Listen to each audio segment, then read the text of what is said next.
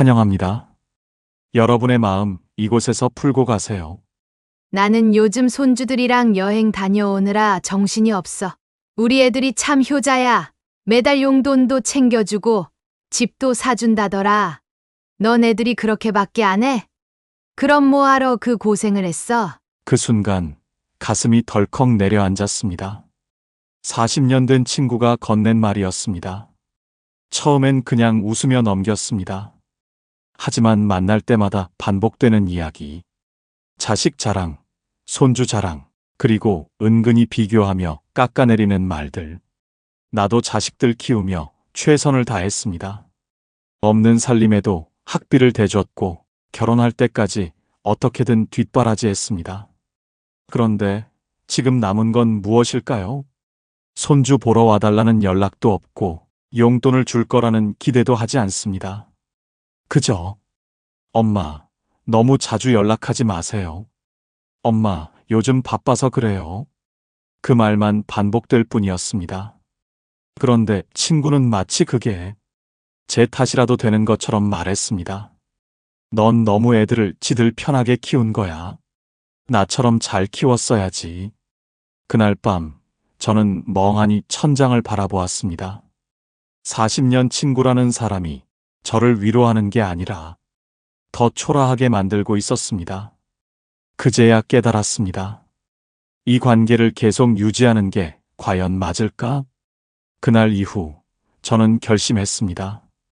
더 이상 저를 불편하게 만드는 관계에 얽매이지 않기로. 그 결심이 제 인생을 완전히 바꿔놓았습니다. 그리고 알게 되었습니다. 노후의 친구보다 더 중요한 것이 따로 있다는 사실을.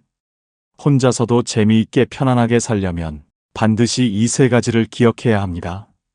오늘 그 이야기를 여러분과 나누고자 합니다. 이 주제가 마음에 드신다면 구독과 좋아요로 함께 해주세요. 여러분의 마음을 안아주는 좋은 콘텐츠로 보답하겠습니다. 그날 이후 저는 친구를 만나는 게 점점 부담스러워졌습니다.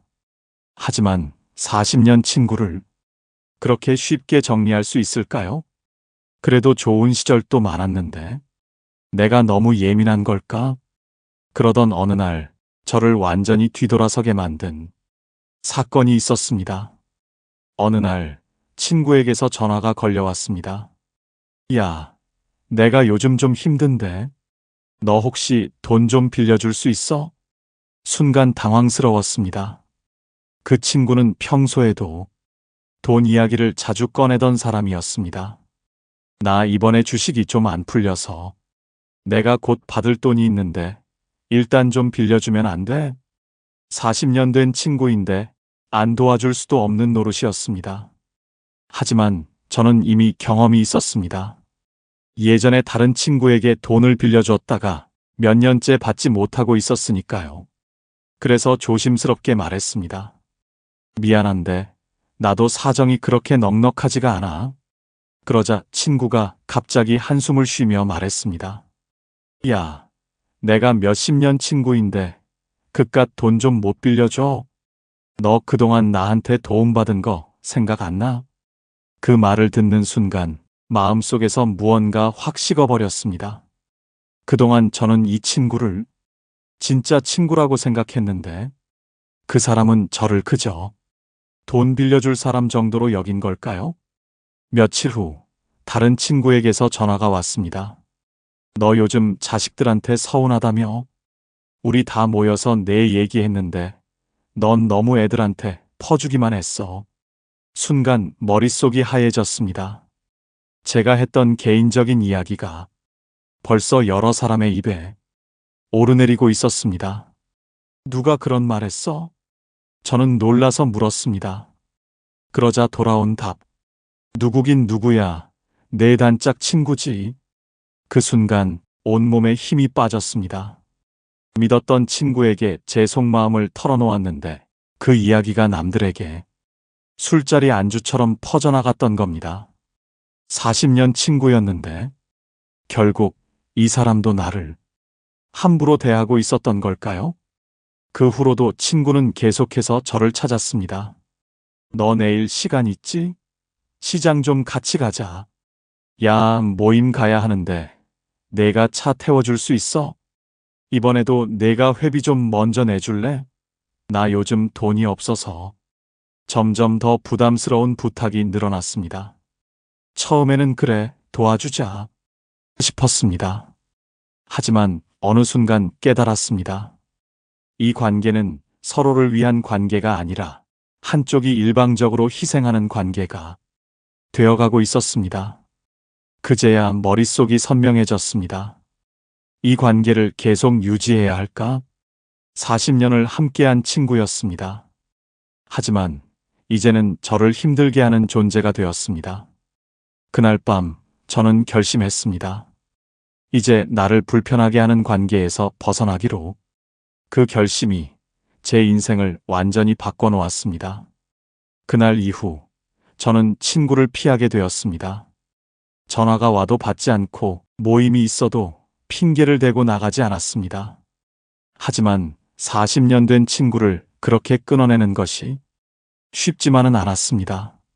그래도 오랜 친구인데 혹시 내가 너무 예민한 걸까? 그렇게 몇 주를 고민하던 어느 날 결정적인 일이 벌어졌습니다. 그날도 친구와 만나기로 한 날이었습니다. 평소처럼 카페에 앉아 이야기를 나누고 있는데 친구가 갑자기 한숨을 쉬며 말했습니다. 요즘 나 힘든 거 알지? 너는 도대체 왜 이렇게 연락이 안 되니? 저는 어색하게 웃으며 대답했습니다. 그냥 좀 바빴어. 그러자 친구가 비꼬듯 웃으며 말했습니다. 바쁘긴 뭐가 바빠. 이제 애들도 다 컸고 너 혼자잖아. 너 혹시 내가 돈 빌려달라고 할까봐 피한 거야? 그 말에 순간 머리가 띵해졌습니다. 그동안 연락을 피했던 이유를 이 친구는 돈 때문이라고 생각한 걸까요? 저는 당황하며 말했습니다. 아니, 그런 게 아니라 그냥 이것저것 신경 쓸 게 많아서. 그러자 친구가 갑자기 쓴웃음을 지으며 말했습니다. 넌 원래 혼자 다 하려고 하잖아. 그래서 내 자식들이 그렇게밖에 안 하는 거야. 그 순간 가슴이 철렁 내려앉았습니다. 나는 요즘 손주들이랑 여행 다녀오느라 정신이 없어. 우리 애들이 참 효자야. 매달 용돈도 챙겨주고 집도 사준다더라. 넌 애들이 그렇게밖에 안 해? 그럼 뭐하러 그 고생을 했어? 그동안 친구에게서 수도 없이 들어왔던 말이었습니다. 우리 애들은 이렇게 잘하는데 넌 왜 그래? 넌 애들이 그렇게밖에 안 해? 그럼 뭐하러 그 고생을 했어? 예전에는 그냥 웃으며 넘겼습니다. 그저 그 친구 특유의 자랑이라고 생각했습니다. 하지만 그날은 그 말이 유독 가슴 깊숙이 박혔습니다. 나는 평생을 자식들에게 바쳤습니다. 남들처럼 내 인생을 즐기지도 않았습니다. 좋은 옷 한 벌, 비싼 음식 한 끼도 내게는 사치였습니다. 오로지 자식들을 위해 아끼고 또 아끼며 살았습니다. 그런데 이제 와서 나는 평가받아야 하는 걸까요? 우리 애들은 매달 용돈도 주고 집도 사주려 하는데 넌 애들이 그렇게밖에 안 해? 그 말이 계속 머릿속을 맴돌았습니다. 내가 해준 것은 당연한 일이 되고 자식이 해주는 것은 부족한 것처럼 여겨져야 할까요? 그 순간 가슴이 쿵 내려앉으며 손끝이 차가워졌습니다. 이 친구에게 나는 그저 자식한테 외면받은 사람, 희생만 하고 아무것도 얻지 못한 사람, 그렇게 보였던 걸까요? 그동안 친구라고 믿고 속마음을 털어놓으며 위로받으려 했던 제가 한심하게 느껴졌습니다. 이 사람은 내 편이 아니었습니다. 나는 이 관계에서 위로가 아니라 비교와 무시만 받고 있었던 겁니다. 그제야 선명해졌습니다. 이 관계 정말 끝내야겠다. 하지만 친구는 멈추지 않았습니다. 근데 솔직히 요즘 너 좀 달라진 것 같아. 예전엔 무슨 일이 있어도 내 말 다 들어주더니 요즘은 거리 두는 것 같아. 설마 내가 돈 빌려달라고 한 게 그렇게 기분 나빴던 거야? 저는 순간 할 말을 잃었습니다. 이 사람은 끝까지 내 감정을 이해하려 하지 않는구나. 저는 애써 미소를 지으며 말했습니다. 그냥 요즘 생각이 많아서 그래. 그러자 친구가 비꼬듯 피식 웃었습니다. 야, 너 이러다 진짜 늙어서 혼자 외롭게 살겠다. 아무리 그래도 돈 빌려달랬다고 친구를 끊어. 너무 속 좁은 거 아니야? 그 말을 듣는 순간 모든 감정이 훅 하고 끊어지는 느낌이었습니다. 이 관계는 더 이상 내가 지켜야 할 관계가 아니었습니다. 그 자리에서 저는 조용히 일어났습니다. 그리고 마지막으로 말했습니다. 그래, 친구는 필요해. 하지만 너 같은 친구라면 이제 없어도 될 것 같아. 그렇게 저는 40년 된 친구와의 관계를 끝냈습니다. 하지만 이상하게도 마음이 개운하지 않았습니다. 이제야 속 시원하겠다. 그런 기분이 들 줄 알았는데 막상 집에 돌아와 혼자 앉아 있으니 마음 한구석이 허전했습니다. 그 친구 하나 끊었다고 해서 제 주변이 텅 빈 것도 아니었습니다. 여전히 안부를 물어오는 지인들도 있었고 이웃들과 가벼운 대화를 나누며 지낼 수도 있었습니다. 그런데도 이상하게 마음이 가라앉고 깊은 생각에 잠기게 되었습니다. 나는 그동안 어떤 관계 속에서 살아왔을까? 나이가 들수록 인간관계가 더 단단해질 줄 알았습니다. 젊을 때는 바빠서 못 챙겼어도 이제는 오래된 인연들이 더 깊어질 거라 믿었습니다. 하지만 돌아보니 그렇지 않았습니다. 젊을 때는 필요에 의해 맺어진 관계가 많았습니다.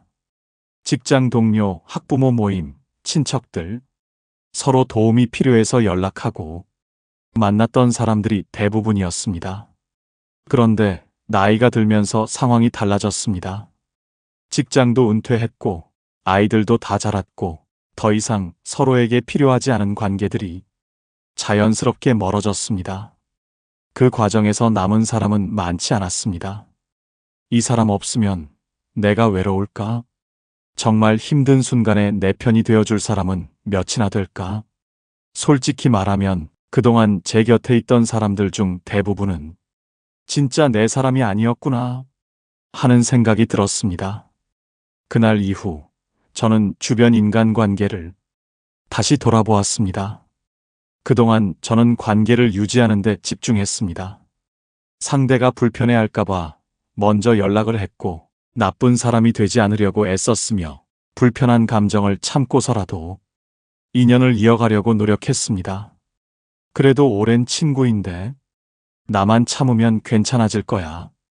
어쩌겠어. 다들 사는 게 바쁘니까. 스스로를 달래며 감정을 눌러왔습니다. 하지만 이제는 달라져야 했습니다. 그러던 어느 날 카페에 들렀습니다. 혼자 앉아 커피를 마시고 있는데 낯익은 얼굴이 보였습니다. 안녕하세요. 여기서 다 만나네요. 예전에 동네 모임에서 몇 번 본 적 있는 사람이었습니다. 우리는 자연스럽게 인사를 나누고 같이 커피를 마시며 이야기를 나누게 되었습니다. 요즘 어떻게 지내세요? 그 사람은 시종일관 밝은 얼굴로 소소한 일상 이야기를 건넸습니다. 자식 이야기, 건강 이야기, 가벼운 동네 소식들. 그런데 이상하게도 이 대화는 전혀 부담스럽지 않았습니다. 진짜 세월이 참 빠르죠? 예전엔 애들 키우느라 정신 없었는데 이제는 이렇게 혼자 여유롭게 커피도 마실 수 있고요. 그 말에 저는 피식 웃으며 고개를 끄덕였습니다. 그러고 보니 이렇게 편안하게 이야기 나눈 게 얼마만일까요? 누군가와 대화를 나누면서도 눈치 볼 필요 없고 억지로 맞장구 칠 필요 없는 순간. 그런데요, 요즘 인간관계가 참 어렵다는 생각이 들어요. 나에게 진짜 의미 있는 관계는 무엇일까? 그런 생각이 많이 들어요.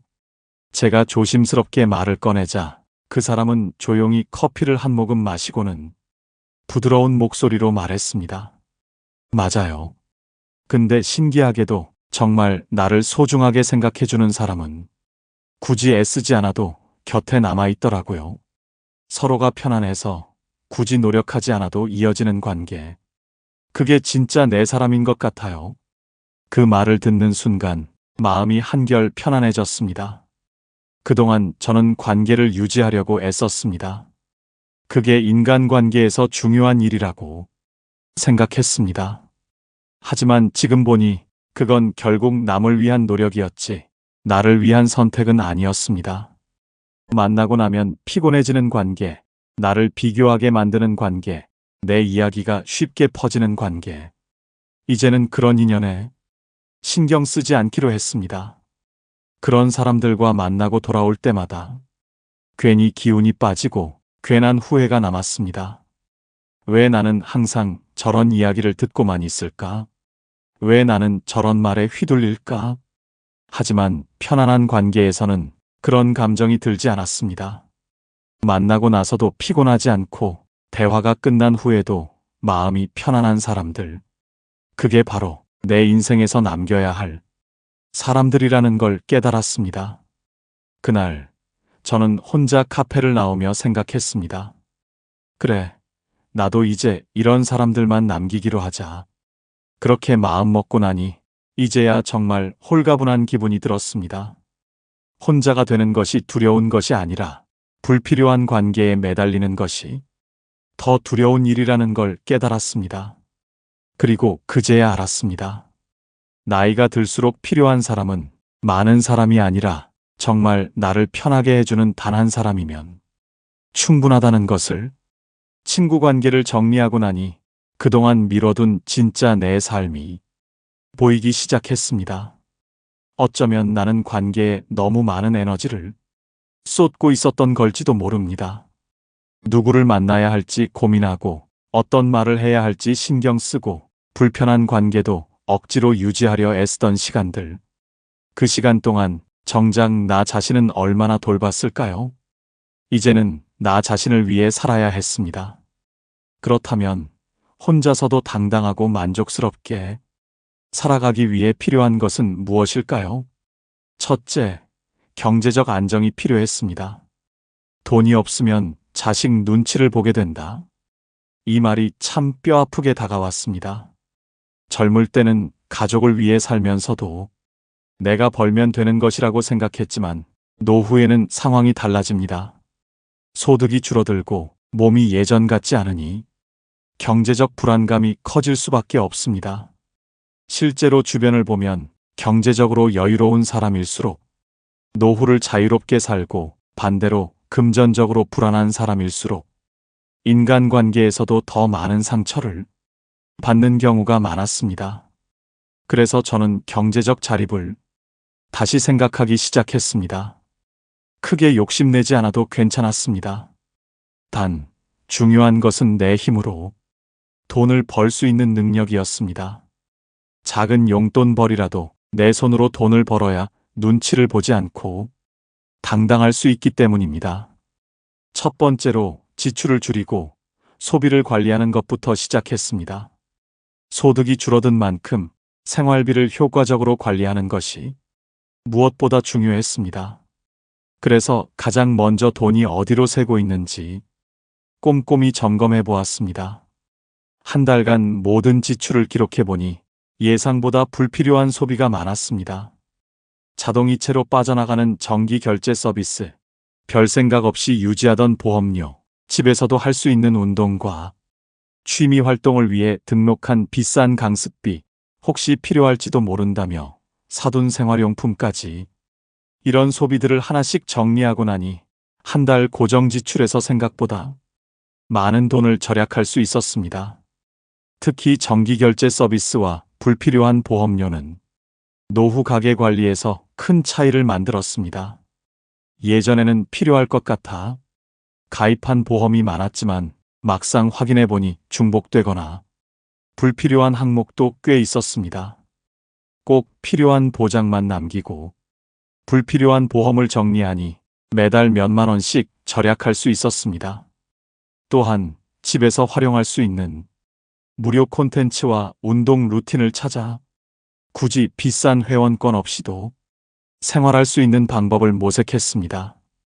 두 번째로 작은 수익을 만들 방법을 고민했습니다. 요즘은 스마트폰만 있어도 돈을 벌 수 있는 시대입니다. 특별한 기술이 없어도 내 생활 속에서 자연스럽게 수익을 만들 방법을 찾아보기로 했습니다. 중고 거래를 활용해 집에 있는 물건을 정리하면서 용돈을 벌 수 있었습니다. 책장에 쌓여있던 책, 한두 번 쓰고 방치된 주방 가전, 사용하지 않는 소형 가구와 생활용품을 하나씩 정리하기 시작했습니다. 처음에는 이걸 누가 살까 싶었지만 생각보다 필요한 사람이 많았고 물건을 올리는 즉시 거래가 성사되는 경우도 많았습니다. 이렇게 몇 달 동안 정리하니 집도 훨씬 깔끔해졌고 예상 외의 수익도 생겼습니다. 또한 소소한 부업을 찾기 위해 관심 있는 것들을 다시 살펴보기 시작했습니다. 예전부터 글 쓰는 것을 좋아했기에 틈틈이 블로그에 글을 올리며 수익을 창출하는 방법을 배워보았습니다. 누군가는 손재주를 살려 뜨개질, 공예품, 수제 음식 같은 것을 만들어 판매하기도 합니다. 큰 돈을 벌지 못하더라도 내가 내 생활비의 일부를 책임질 수 있다는 것만으로도 삶의 태도가 달라지는 것을 느꼈습니다. 세 번째로 투자와 연금 관리도 중요했습니다. 경제적 안정에서 빠질 수 없는 것이 연금과 투자입니다. 국민연금이 매달 얼마를 받을 수 있는지 확인하고 부족한 부분은 보완해야 했습니다. 퇴직연금이나 개인연금을 어떻게 활용할지 점검하고 무리하지 않는 선에서 안전한 투자처를 찾는 것도 필요했습니다. 많은 사람들이 투자는 위험하다고 생각하지만 안전한 예적금 상품을 활용하거나 정부 지원을 받을 수 있는 연금저축펀드를 활용하는 것도 방법이 될 수 있습니다. 연금은 한 번 가입하면 끝이 아니라 꾸준히 점검하고 관리해야 합니다. 매년 내 연금 수령액이 얼마나 될지 확인해보고 부족한 부분이 있으면 추가로 보완할 방법을 고민해야 합니다. 이렇게 하나씩 점검하다 보면 돈을 아껴 쓰는 것뿐만 아니라 내가 돈을 어떻게 관리해야 하는지 감각이 생기게 됩니다. 이제는 더 이상 자식이나 타인의 도움을 기대하지 않기로 했습니다. 내 몫의 삶을 스스로 책임지는 것이 가장 중요한 일이니까요. 불필요한 소비를 줄이고 작은 돈이라도 스스로 벌 수 있는 방법을 찾고 연금과 재테크를 점검해 노후를 준비하는 것. 이 작은 실천들이 쌓이면 결국 더 자유롭고 당당한 노후를 만들 수 있습니다. 둘째, 건강이 중요하다는 사실도 다시 깨달았습니다. 돈이 있어도 건강하지 않으면 아무 소용이 없습니다. 젊을 때는 몰랐지만 나이가 들수록 몸이 곧 재산이라는 말이 실감이 났습니다. 그래서 저는 생활 습관을 조금씩 바꿔보기로 했습니다. 하루 30분이라도 꾸준히 걸으며 몸을 움직이는 것부터 시작했습니다. 사실 운동은 혼자 하기 어려웠습니다. 그래서 가까운 공원 산책, 모임을 찾아 나섰습니다. 운동을 혼자 하면 작심삼일이 되기 쉬웠지만 누군가와 함께하면 꾸준히 할 가능성이 훨씬 높아졌습니다. 사람들과 함께 걸으니 운동도 되고 자연스럽게 새로운 인연도 생겼습니다. 무엇보다 건강한 생활을 함께하는 사람들이 있다는 것이 큰 힘이 되었습니다. 식습관도 바꿔보기로 했습니다. 예전에는 대충 끼니를 때우는 날이 많았지만 이제는 내 몸을 위한 건강한 식단을 직접 챙기기로 했습니다. 과식하지 않고 단백질과 채소를 충분히 섭취하며 하루 3끼를 정성스럽게 먹는 것만으로도 몸이 달라지는 것을 느낄 수 있었습니다. 특히 기름진 음식, 자극적인 음식, 단 음식을 줄이고 대신 제철 과일과 견과류를 챙겨 먹기 시작했습니다. 이 작은 변화만으로도 몸이 가벼워지고 소화도 훨씬 잘 되었습니다. 그리고 무엇보다도 건강검진을 정기적으로 받기로 했습니다. 예전에는 몸이 아파야 병원을 찾았지만 이제는 아프기 전에 미리 검진을 받고 건강을 관리해야 한다는 것을 깨달았습니다. 나이가 들수록 질병은 초기에 발견하는 것이 가장 중요하기 때문입니다. 1년에 한 번은 꼭 건강검진을 받고 특히 혈압, 혈당, 콜레스테롤 같은 수치를 주기적으로 체크하며 몸 상태를 살펴보기 시작했습니다. 나이가 들수록 가장 중요한 것은 경제적인 안정과 건강한 삶이라는 것을 다시 한번 깨닫게 되었습니다. 이 두 가지만 지켜도 누구에게도 기대지 않고 내 삶을 온전히 살아갈 수 있다는 것을 알게 되었습니다. 경제적으로 자립하고 건강을 챙기면서도 한 가지가 더 필요했습니다. 바로 마음을 채울 수 있는 무언가였습니다. 돈이 있고 건강이 좋아도 마음이 외롭고 허전하다면 결국 삶의 질이 낮아질 수밖에 없었습니다.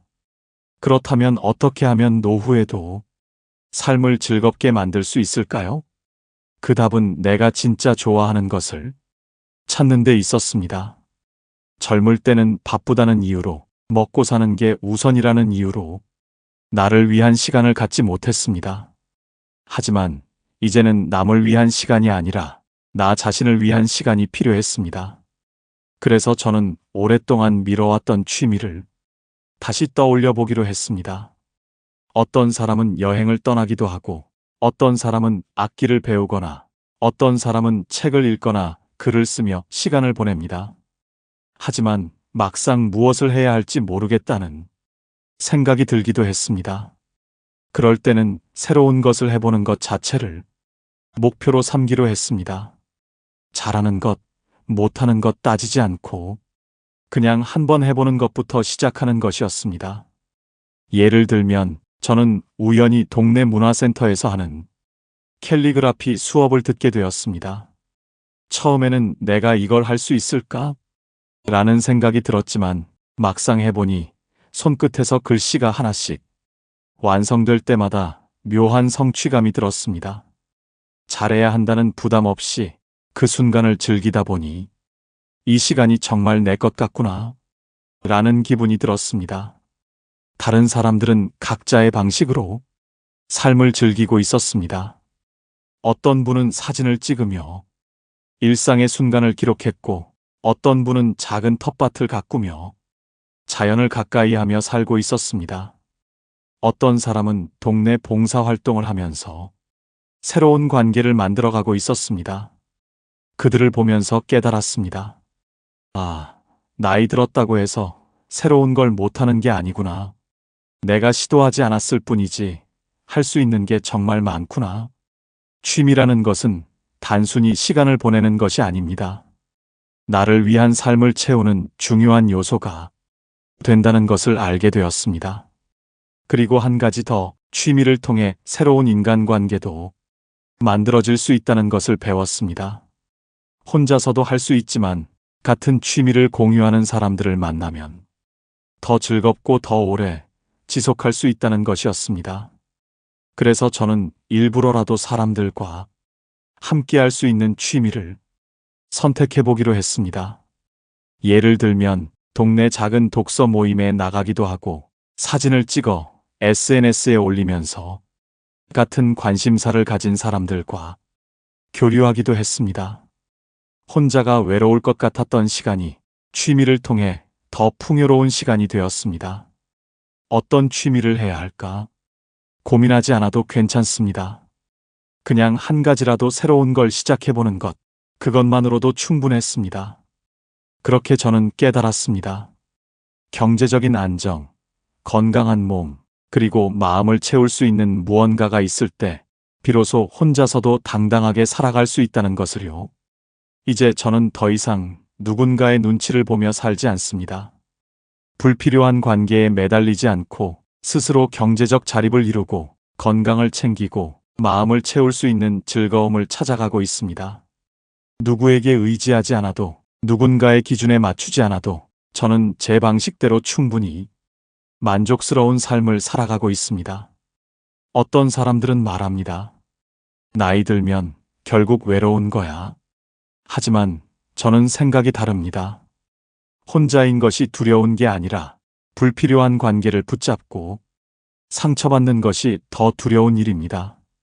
지금 이 글을 읽고 있는 여러분도 마찬가지일 겁니다. 이제는 남을 위한 삶이 아니라 나 자신을 위한 삶을 선택해 보세요. 나를 편하게 해주는 사람과 함께하기, 경제적, 건강한 자립을 이루기, 나를 위한 취미와 즐거움을 찾기. 이 세 가지만 있다면 노후에도 충분히 행복하고 당당하게 살아갈 수 있습니다. 오늘부터 한 걸음씩 나를 위한 삶을 시작해 보세요. 그리고 스스로에게 말해주세요. 나는 혼자서도 충분히 행복할 수 있다. 오늘 영상을 보며 여러분은 어떤 생각이 드셨나요? 여러분의 경험과 생각을 댓글로 나눠주세요. 여러분의 이야기가 누군가에게 큰 위로와 깨달음이 될 것입니다. 오늘 영상이 도움이 되셨다면 소중한 분들께 공유해 주시고 구독과 좋아요로 저를 응원해 주세요. 여러분과의 소중한 연결이 저에게 큰 힘이 됩니다. 오늘도 행복한 하루 되세요. 이상으로 마음 풀고 가세요 였습니다.